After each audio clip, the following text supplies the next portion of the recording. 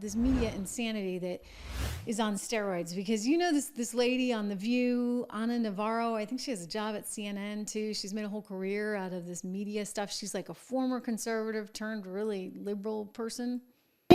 So I think we're being really kind and gracious by just calling you weird. And frankly, J.D. Vance, just dumb Vance, is pretty weird. Because Where did you get that from? Well, no, I tweeted it out 2 days ago. Yes, but where?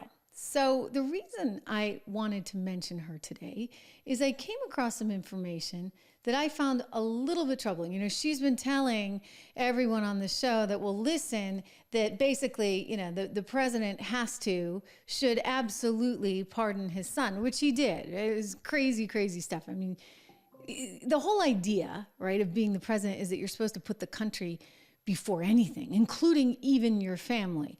And he told us forever he was never going to do it. And then when he finally did it, he had to say it was because of Trump, because it's something that Trump was going to do, which was just especially grotesque.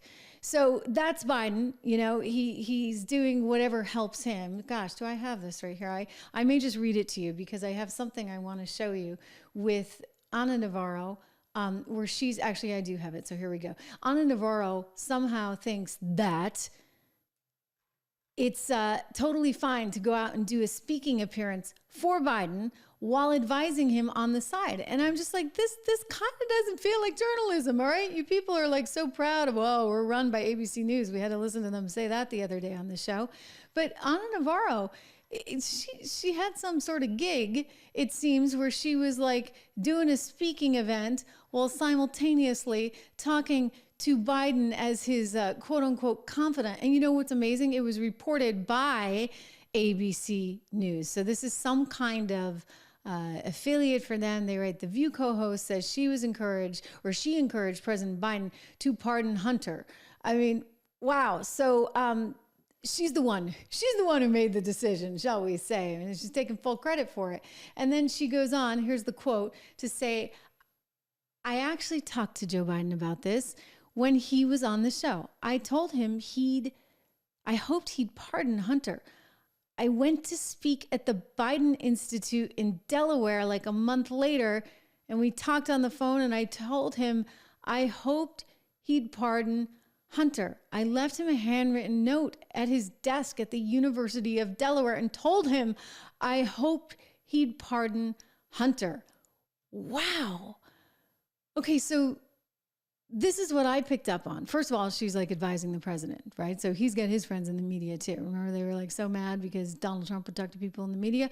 Well, guess what? Joe Biden talks to people in the media too. But here's the thing that you need to focus on. She says, and I quote, I went to speak at the Biden Institute in Delaware.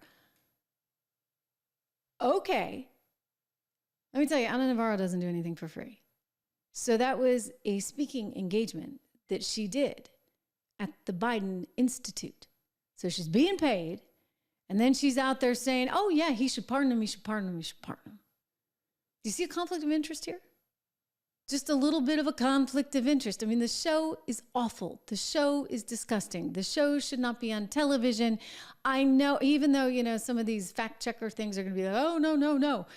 Disney doesn't want to sell it. Well, you know what? Bob Iger said he wanted to sell it. He said so like a year ago when he was out in Sun Valley with, well, you know what? We'll play it.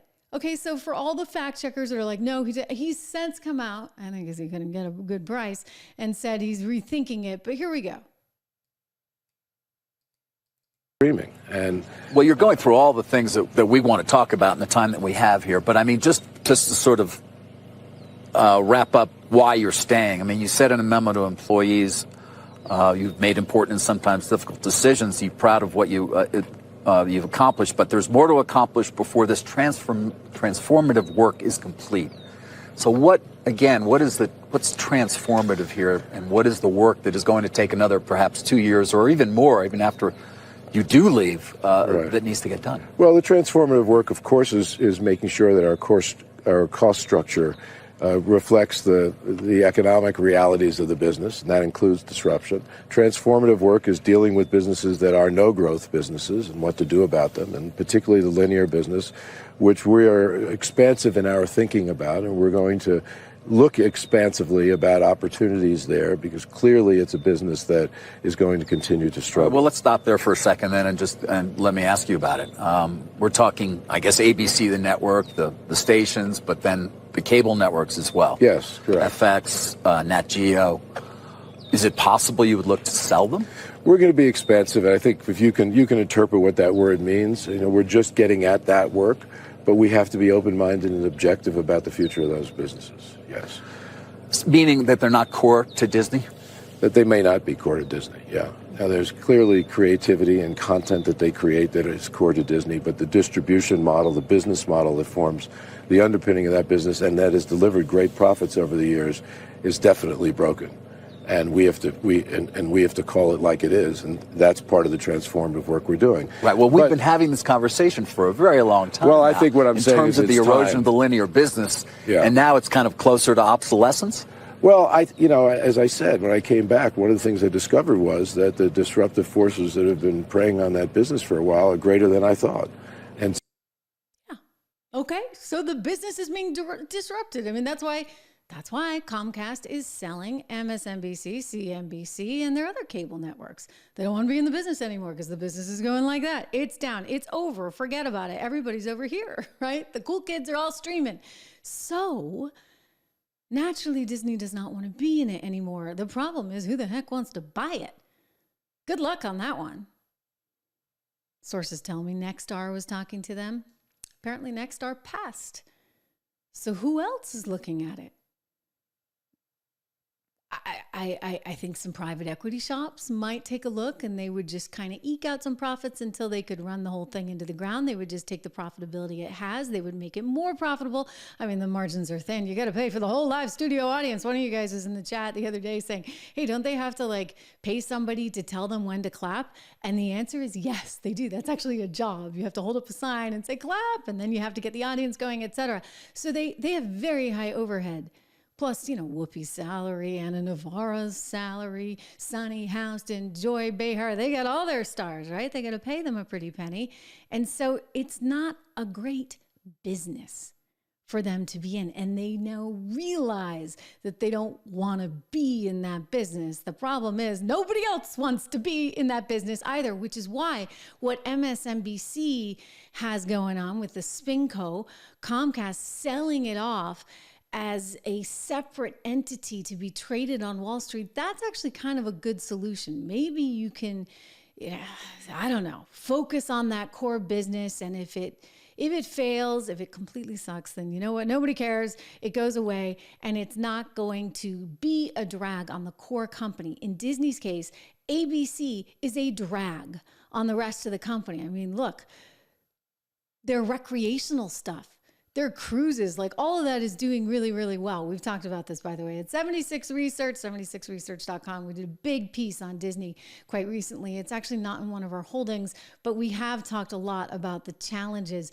that company faces. And so I think that's part of it. Listen, a lot of people go, this is fake news. They're not going to sell it. And I'm here to tell you, you know what? As an investor, I'd sure as heck want to sell that thing.